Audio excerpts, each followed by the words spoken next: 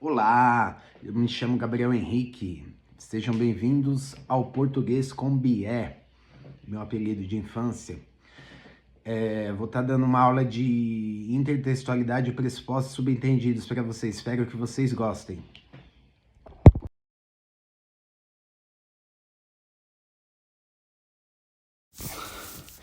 Então, amigos do canal, o primeiro tópico aí que a gente vai ver são os implícitos textuais. Vou rolar o slide aí para vocês já estão vendo, né? Então, os implícitos textuais nos permitem fazer uma leitura mais aprofundada do texto que estamos analisando. Implícitos textuais se caracterizam nas formas de pressupostos e subentendidos. Ok? Então, quando eu tenho um texto, eu tenho uma informação, ou seja, eu tenho uma frase.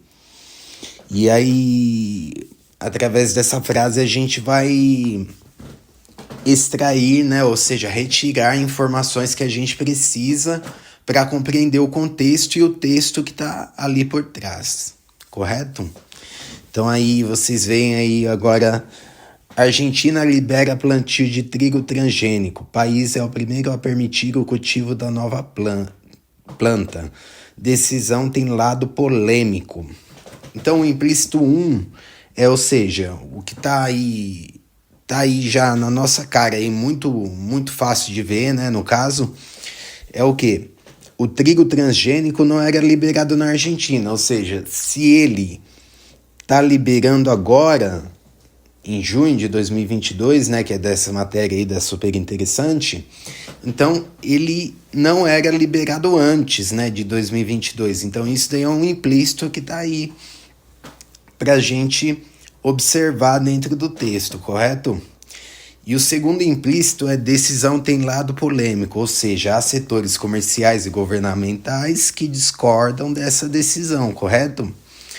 Ou seja, se tem um lado polêmico é porque houve controvérsias, né? Houve um mas aí, um não, né, de alguma posição, de algum lugar governamental, então, ou seja, ou então algum setor agrícola, né, ou coisa parecida,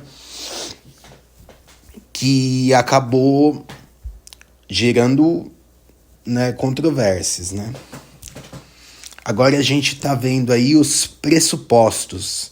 Os pressupostos são ideias não expressas no texto, de maneira explícita na frase. Exemplo, Astolfo é meu cachorro, deitou-se na cama e dormiu. E aí o pressuposto dessa frase, então, é Astolfo não estava na cama, ou seja, se ele deitou-se é porque antes disso ele não estava lá.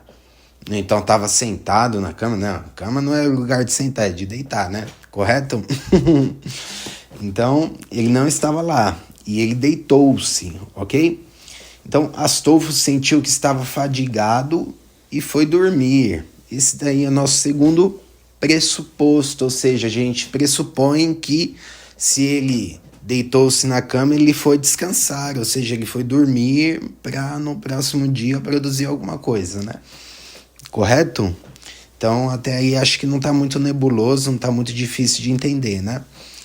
Então, vamos lá dar continuidades. Agora, subentendidos. Subentendidos são insinuações não marcadas linguisticamente, contidas numa frase ou em um texto.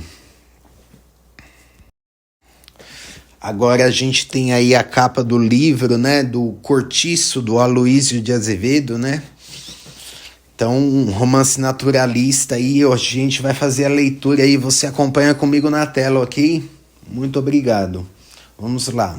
Uma bela noite, porém, o Miranda, que era homem de sangue esperto, e orçava então pelos seus 35 anos, sentiu-se em insuportável estado de lubricidade. Era tarde e já não havia em casa alguma criada que lhe pudesse valer. Lembrou-se da mulher, mas repeliu logo esta ideia com escrupulosa repugnância. Continuava a odiá-la. Entretanto, este mesmo fato de obrigação em que ele se colocou de não servir-se dela, a responsabilidade de desprezá-la, como que ainda mais lhe assanhava o desejo da carne, fazendo da esposa infiel um fruto proibido. Afinal, coisa singular, posto que, moralmente, nada diminuísse a sua repugnância pela perjura, foi ter ao quarto dela. A mulher dormia a sono solto, Miranda entrou pé ante pé e aproximou-se da cama. Devia voltar, pensou. Não lhe ficava bem aquilo. Mas o sangue latejava-lhe, reclamando-a.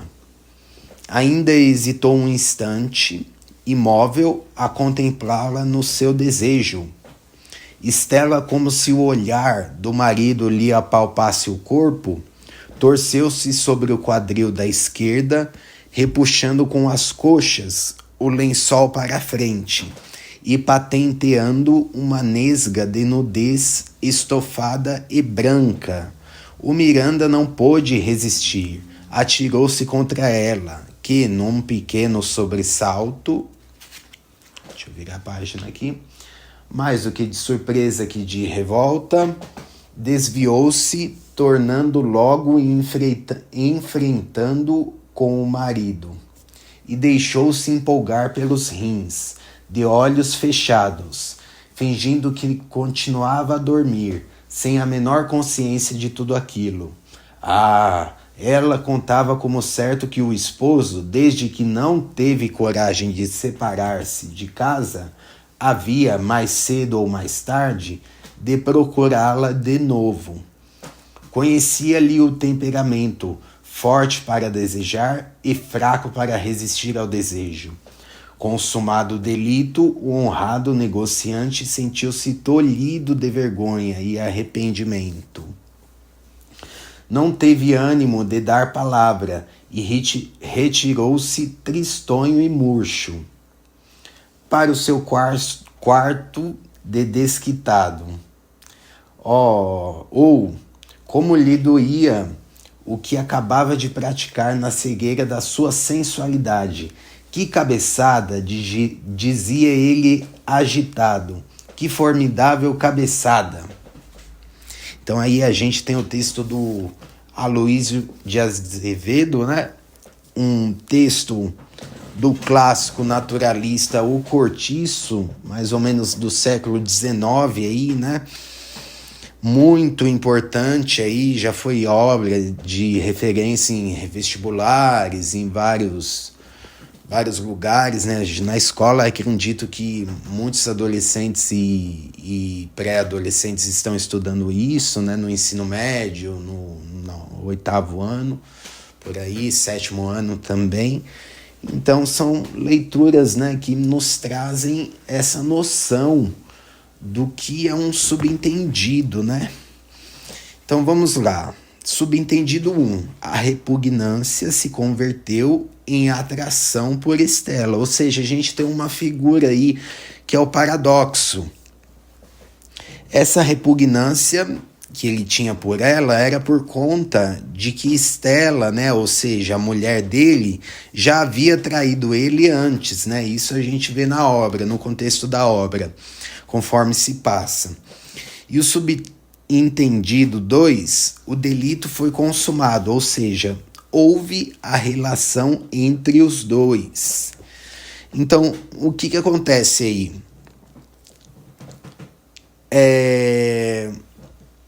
Ele não resiste, né, ao assanhamento dele, né, a vontade, né, de ter a mulher dele novamente ao lado dele, né, embora a Zulmira fosse um pretexto para que eles não se juntassem novamente, né, que o Miranda tinha comprado sobrado e tudo mais.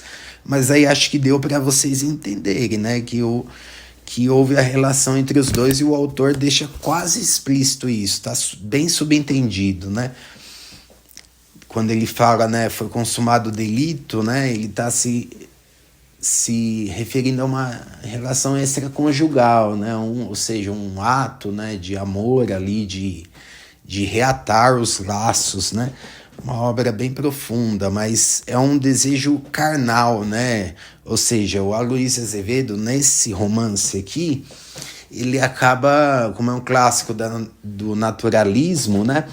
Ele acaba nos dando uma informação muito importante de que o ser humano, muitas vezes, ele não recorre à racionalidade para fazer determinadas coisas, correto? Então, é isso aí. Intertextualidade. A intertextualidade pode ser explícita ou implícita. Explícita, quando o texto faz menção, ou seja, recorre à referência direta ao texto original. Então agora vocês estão aí visualizando algumas figuras da Mona Lisa, né? Então, a Mona Lisa funkeira, né? Primeiro, se não me engano, que tá aí. É a Mona Lisa original, do Leonardo da Vinci. E a letra do Jorge Versilo, né? Que fez uma intertextualidade com a Mona Lisa, né? Então, é uma referência aí que a gente tem aí como intertextualidade explícita. Nosso assunto aí da aula, né? Principal assunto.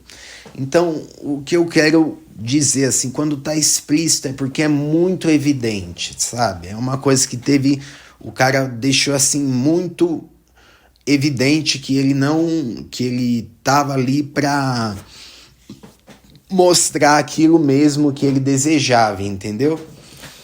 Então, o que acontece? Quando a intertextualidade está sendo escrita explicitamente, ela, por meio de texto, imagem ou som, ou enfim, até por ações, né? No caso, se você for ver um espetáculo, tem um texto por detrás. Se você for assistir a um concerto de música, tem um texto por detrás. Não digo um texto cantado, mas um texto que assim, que ele é escrito. Então, ou seja, se eu deixo uma garrafa d'água em cima da mesa com um papel e um pedaço de plástico, é um texto, ele foi escrito, entendeu? Então é bom que o aluno ele tenha essa visualização do que é um texto, né? O que é um texto sendo escrito no lugar, né? Então, ou seja, tudo que a gente está vendo hoje em dia, né? Hoje em dia, antes, enfim, dependendo do contexto, existe um texto por detrás, né? Ou seja, tem um porquê daquilo, né, estar acontecendo, ok? Então é bom ter essa noção aí para entender o que está explícito no texto, correto? Então, nestes 3 exemplos, temos a obra original, o grafite do Tars, né, aí da Mona Lisa funkeira, e a música Mona Lisa do Jorge Versilo, que eles fazem referência direta à obra do pintor, né? E aí é uma intertextualidade. E agora vamos à intertextualidade implícita. É quando o texto nos pede um conhecimento enciclopédico ou de mundo. Eu vou explicar isso daí, o que é um conhecimento enciclopédico. Então, o conhecimento enciclopédico, na verdade, ele é um conhecimento que, assim, que ele demanda que você saber as referências que estão dentro do texto, correto? Então, elas vão ser colocadas para você de uma maneira da seguinte forma.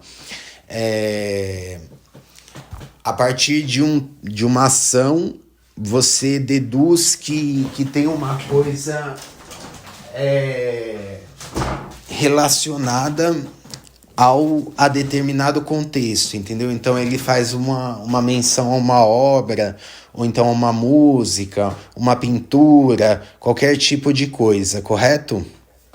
Então isso daí é um conhecimento enciclopédico, né? Então o conhecimento enciclopédico a gente vai adquirindo com as leituras, com observar, com a vivência, né, a sua vida, o conhecimento de mundo, né, ou seja, com conversas no dia a dia, leituras de livros, escutando CDs, assistindo telejornal, assistindo, sei lá, o seu desenho preferido, o seu game preferido. Então é bom saber ter essa noção do que é um texto, né, e do que é um conhecimento enciclopédico.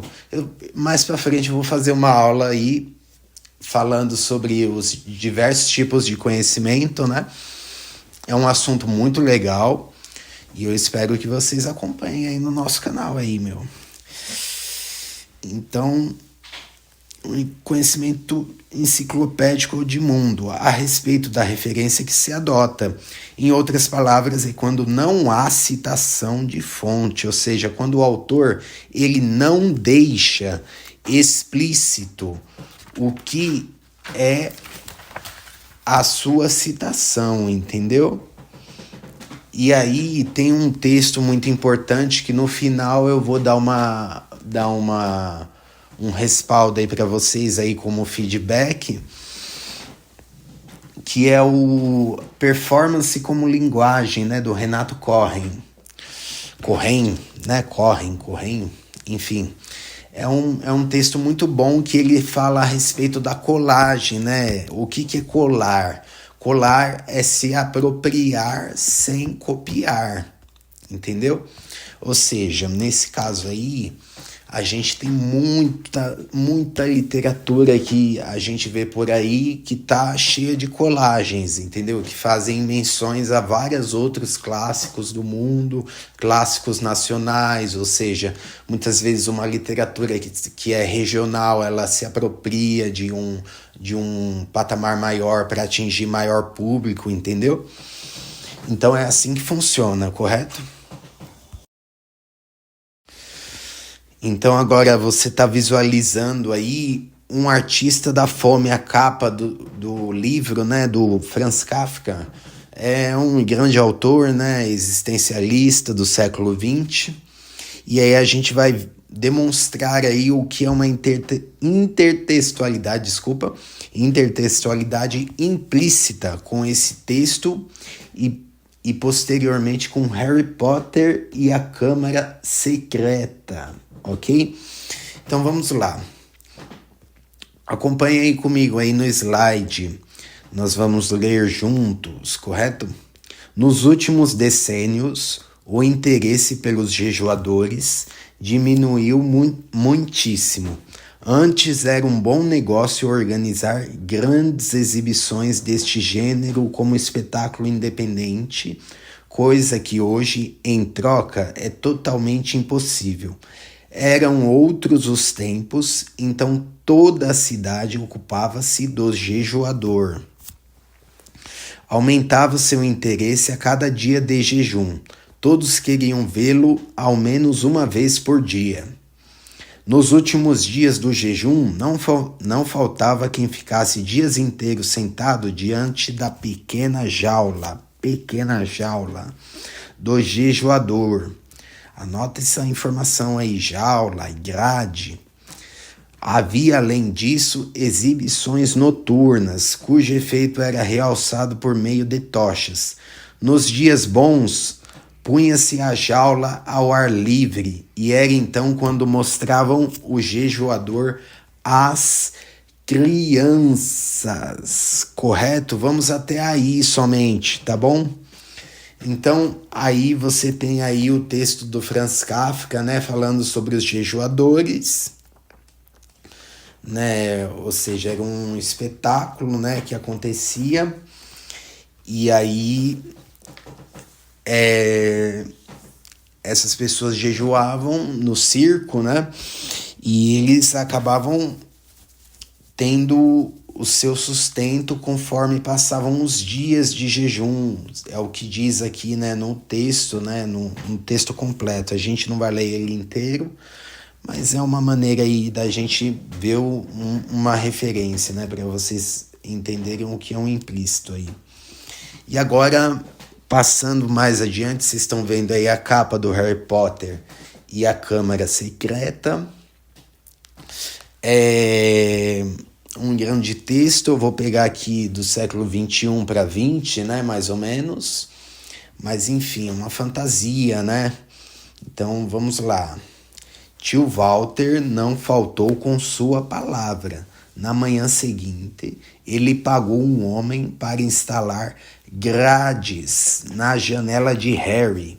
Ele mesmo instalou a portinhola na porta do quarto, para que 3 vezes por dia eles pudessem empurrar pequenas quantidades de comida para dentro. Soltavam Harry de manhã e de noite para usar o banheiro. À exceção disso, ele permanecia preso no quarto dia e noite. Olha aí, já temos uma informação aí valiosa que dá para você fazer um parâmetro, aí, uma ponte, né, entre esses dois textos. Já dá para perceber isso daí. Vamos continuando. 3 dias depois, os Dursley continuavam a não dar sinais de compadecimento. E Harry não via nenhuma saída para sua situação. Deitava-se na cama observando o sol se pôr por trás das grades da janela e se perguntava, infeliz, o que ia lhe acontecer. De que adiantava se libertar do quarto por meio da mágica, se Hogwarts o expulsaria por isso. Contudo, a vida na Rua dos Alfeneiros atingira seu ponto crítico, agora que os Dursley, sabiam que não iam acordar transformados em morcegos comedores de frutas. Harry perdera sua única arma, Dobby. Talvez o tivesse salvo dos horríveis acontecimentos em Hogwarts. Mas do jeito que as coisas caminhavam, ele provavelmente ia morrer de fome. Olha só que legal, né? Então, na obra do Kafka, a gente tem o jejuador que no final ele é substituído por uma pantera, porque ele realmente morre de fome, né? Nesse texto, né? O jejuador. E olha aqui o que ele fala aqui, ó. Ele provavelmente ia morrer de fome. A portinhola bateu e a mão da tia Petúnia surgiu empurrando uma tigela de sopa em lata para dentro do quarto. Harry, cujas entranhas doíam de tanta fome, saltou da cama e apanhou-a. Ou seja, o Harry se safa, né, desse destino aí lacônico, né, uma coisa muito triste, né, ou seja, até ingênuo, né, ou seja, do jejuador, né, mas tem os seus motivos, né, a gente não vai entrar nesses pormenores aí, nesses pormenores do texto kafkiano, né, mas ou seja, deu para perceber aí que está implícito no texto do Harry Potter essa menção que ele faz ao artista da fome, correto? Essa autora aqui, que é a J.K. Rowling, que eu não lembro aqui o nome dela completo, tô procurando aqui, mas não acho. Mas depois eu vou dar uma pesquisada e eu coloco aí na descrição do vídeo, ok? Então, ela faz aí essa intertextualidade implícita. E agora, gente, é isso daí que eu tenho aí. Deu para entender, eu acho, mais ou menos, né, o que acontece aí com a intertextualidade explícita, os pressupostos subentendidos e a implícita, né, principalmente. E eu deixo aí com vocês para tirarem dúvidas comigo. Se quiserem deixar algum comentário, deixa o seu like aí no vídeo, aí vai estar no YouTube. E bons estudos. Muito obrigado. Já havia me esquecido. Eu vou deixar também aqui, você tá vendo aí agora aí o Renato Corre em Performance como Linguagem, é um texto que eu utilizei para compreender melhor esse assunto. E aí eu deixo como referência ele aí, para vocês se apropriarem dele, né? Um texto que caiu no Enem, e aí eu corri atrás e acabei sabendo, né, sobre essa perspectiva aí dele, e aí me ajudou muito a entender o que era intertextualidade, correto? Então deixo aí como referência para vocês. Muito obrigado. Tenham um ótimo dia, noite ou madrugada, independente da hora que vocês estiverem assistindo isso. E bons momentos. Até mais.